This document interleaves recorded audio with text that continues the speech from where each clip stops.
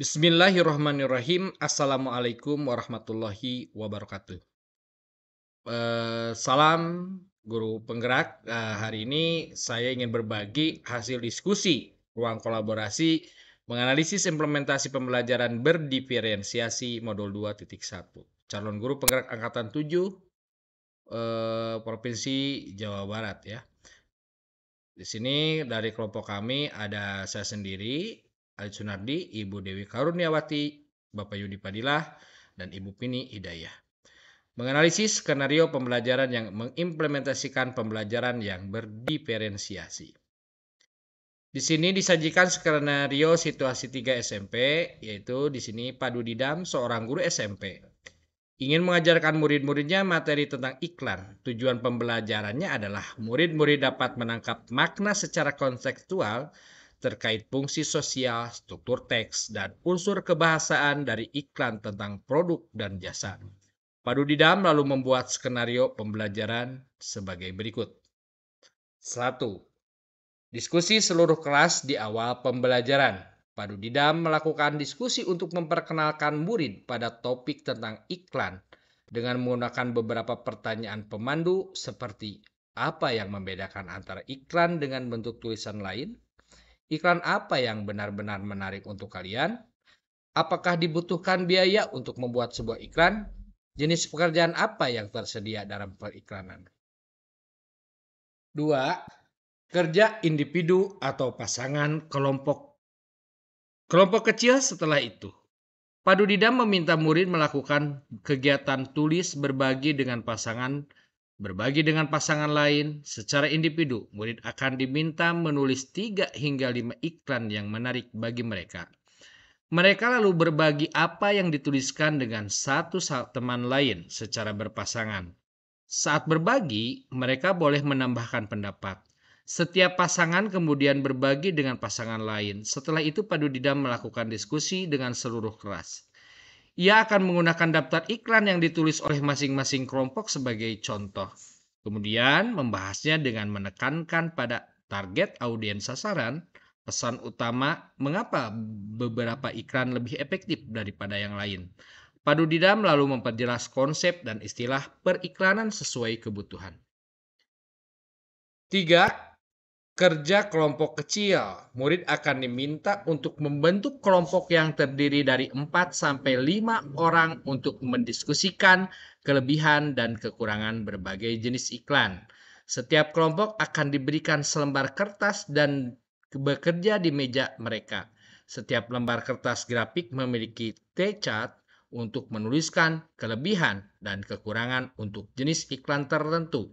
Misalnya, radio, TV, internet, cetak, dan billboard. Setiap kelompok akan melakukan brainstorming dan mencatat 2 kelebihan dan 2 kekurangan dari jenis iklan tertentu. Dengan menggunakan isyarat yang diberikan guru, setiap kelompok kemudian pindah ke meja kelompok lain.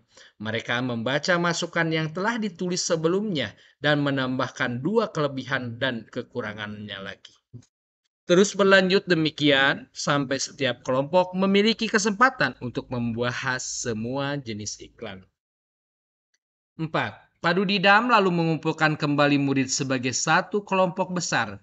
Ia lalu memfasilitasi diskusi yang diperlukan untuk memperjelas dan atau memperluas pemahaman konsep seperti target audiens, kejelasan pesan, dan penggunaan fitur kebahasaan dan desain seperti pemilihan judul, teks, gambar, dan format.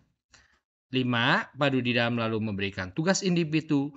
Ia membedakan penugasannya sesuai dengan kemampuan murid. Tugas yang harus dikerjakan murid adalah membuat iklan yang secara efektif akan mempromosikan produk atau jasa atau acara sesuai dengan yang dijelaskan dalam skenario yang diberikan.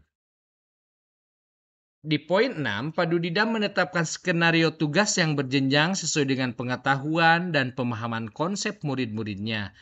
Perbedaan skenario adalah skenario 1 bersifat lebih konkret dan terstruktur dengan petunjuk langkah demi langkah dan mencakup semua informasi yang diperlukan untuk menyelesaikan tugas. Skenario kedua kurang terstruktur dan lebih terbuka dibandingkan skenario 1. Dan skenario 3 bersifat konseptual dan terbuka dan membutuhkan riset. 7. Padu Dida mendorong murid untuk memilih lokasi di kelas yang mendukung cara mereka belajar dengan baik.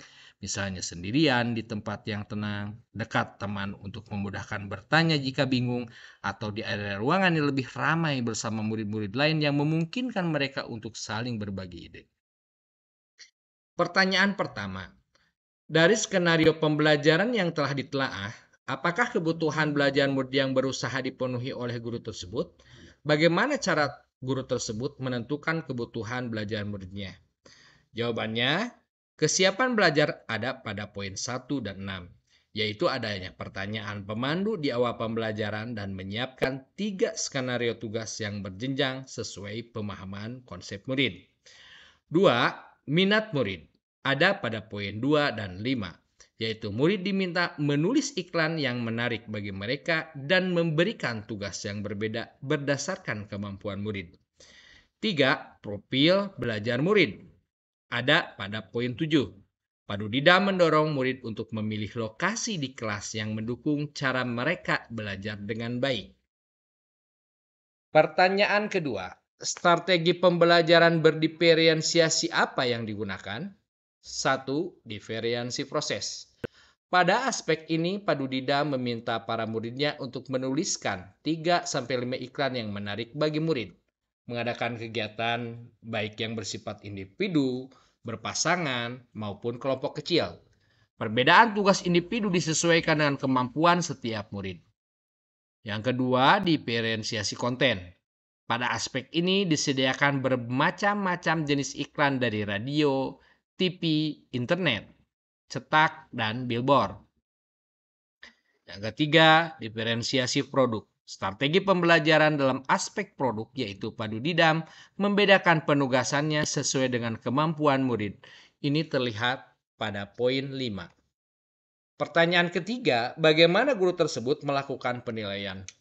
Penilaian yang dilakukan Padu Dida adalah assessment of learning selama proses pembelajaran, yaitu melalui kegiatan individu, kelompok, dan dilanjutkan diskusi serta umpan balik dari Padu Dida. Proses penilaiannya ada pada skenario 1, menanya, dan poin 2-4, berdiskusi. Ini merupakan penilaian formatif yang dilakukan Padu Dida. Assessment of learning yang dilakukan Padu Dida yaitu memberikan tugas individu membuat iklan sesuai dengan skenario. Kesimpulan hasil diskusi yaitu bahwa pembelajaran berdiferensiasi adalah pembelajaran yang dapat mengakomodir kebutuhan belajar murid. Guru memfasilitasi murid sesuai dengan kebutuhannya, karena setiap murid mempunyai karakteristik yang berbeda-beda sehingga tidak dapat diberi perlakuan yang sama. Dalam skenario di atas, Padu Dida sudah dapat melaksanakan pembelajaran berdiferensiasi yang berpihak pada murid dengan baik.